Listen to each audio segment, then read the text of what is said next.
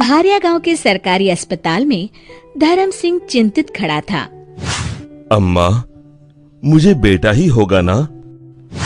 हाँ मेरे लाल, तुझे बेटा ही होगा, हमारे वंश का वारिस। मुबारक हो, आपको जुड़वा बच्चे हुए हैं। क्या? दो लड़के?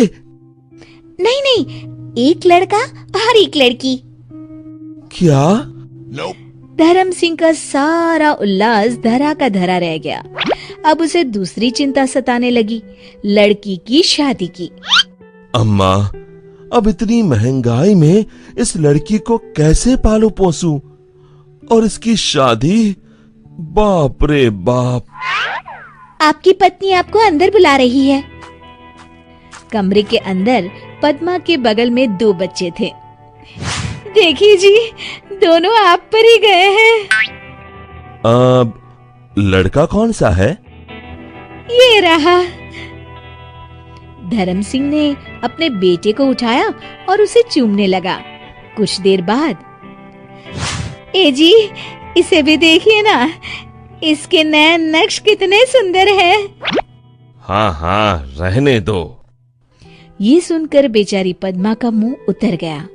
कुछ दिन बाद वे दोनों बच्चों को लेकर घर पहुंचे। धर्मा सिंह की मां ने सबकी नजर उतारी। पद्मा, मुझे तुमसे जरूरी बात करनी है। हाँ जी, बोलिए। मैं इस लड़की को अपने एक मित्र को दे रहा हूं। अब से वही इसका पालन पोषण करेगा। लेकिन ये हमारी बेटी है।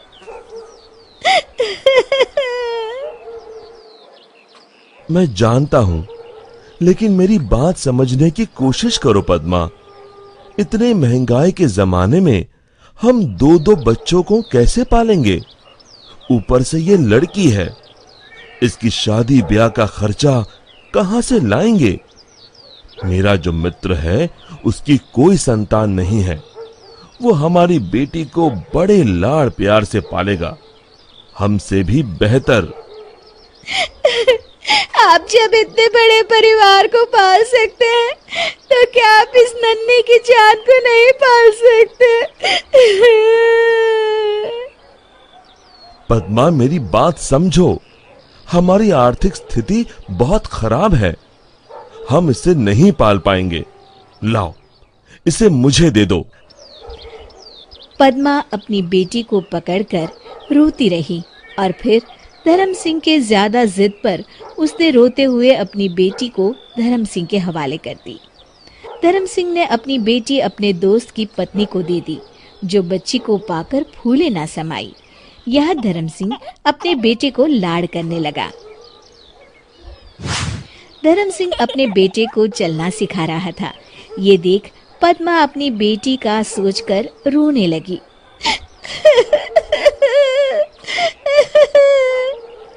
जैसे जैसे धर्म और पद्मा का बेटा बड़ा होता गया, वैसे वैसे उसके लाड़ भी बढ़ते गए।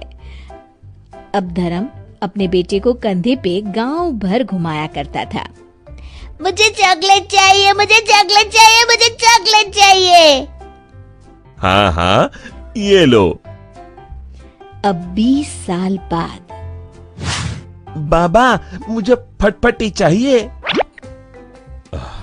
लेकिन बेटा, तू तो हमारी परिस्थिति जानता है। मेरे सारे दोस्तों के पास फटफटी है, मुझे भी चाहिए। धर्म सिंह ने अपनी पत्नी के गहने गिरवी रख अपने बेटे को फटफटी दिलवाई। फिर कुछ साल बाद बेटे को व्यापार के लिए पैसे चाहिए थे, तो धर्म ने अपना खेत भी लाला के यहाँ गिरवी रख दिया। धर्म ने अपने बेटे के लिए गांव में एक किराने की दुकान खोल दी, जिससे अब उसका बेटा कुछ न कुछ कमा ही लेता था। और फिर बड़े धूमधाम से उसकी शादी भी करवाई।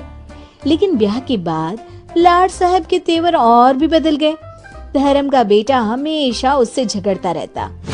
बाबा, मैंने कहा था आपसे कि मेरे ससुराल वालों को ताने मत मारा करो, लेकिन आपको कहा मेरी बात सुननी है।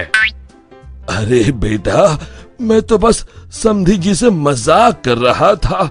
मजाक? आप उन्हें ताने मार रहे थे। ऐसा कई दिनों तक चलता रहा और फिर एक दिन धर्म सिंह के बेटे ने अपने माँ बाप को उन्हीं के घर से बाहर निकाल दिया। पद्मा रोने लगी।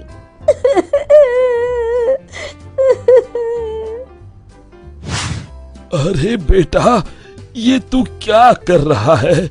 मैंने सोचा था तू मेरे बुढ़ापे का सहारा बनेगा। बेटा मेहनत करे और आप आराम से ठाट से रोटी तोड़े, ऊपर से दिन भर खिटखिट। मैं काम करूं या आपकी खिटखिट सुनते रहूं?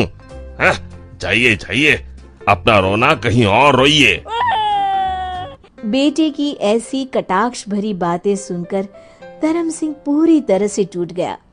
पद्मा ने उसे उठाया और वो दोनों रोते रोते वहां से चले गए। दोनों चलकर एक मंदिर के पास पहुंचे। आपने सुबह से कुछ नहीं खाया, कम से कम प्रसाद तो खा लीजिए। दोनों प्रसाद खाने के लिए प्रांगण में बैठे और वहां पर एक बूढ़ी औरत प्रसाद परोसने आई। भाई साहब, आप? धर्म ने उस औरत की ओर देखा। भाई साहब, मैं आपके दोस्त रवि की पत्नी हूँ। आपको याद होगा कि 25 साल पहले आपने अपनी बेटी मुझे दी थी। वो देखिए आपकी बेटी खुशी, आज वो एक डॉक्टर है और साथ ही साथ एक वृद्धाश्रम भी चलाती है। बड़ी ही नेक है आपकी बेटी। ये सुनकर धर्म की आंखों से आंसू बहने लगे। पद्मा ने अपनी बेटी को रोते हुए गले लगा लिया और फिर पद्मा ने उनके साथ हुई सारी घटना बताई। माँ, पापा, आप लोग मुझे वापस मिल गए, मुझे सारी दुनिया मिल गई और मुझे कुछ नहीं चाहिए। आज से आप मेरे साथ मेरे ही घर में रहेंगे। एक तरफ जहाँ धर्म सिंह के बेटे ने धर्म सिंह को घर से निकाल दिया और दूसरी तरफ उसकी बेटी ने उसे अपनाया, जिसे धर्म सिंह ने वर्षों पहले ठुकरा दिया था। शिक्षा, लड़के और लड़कियों में भेदभाव नहीं करना चाहिए, क्योंकि लड़कियां लड़कों से कम नहीं होती है।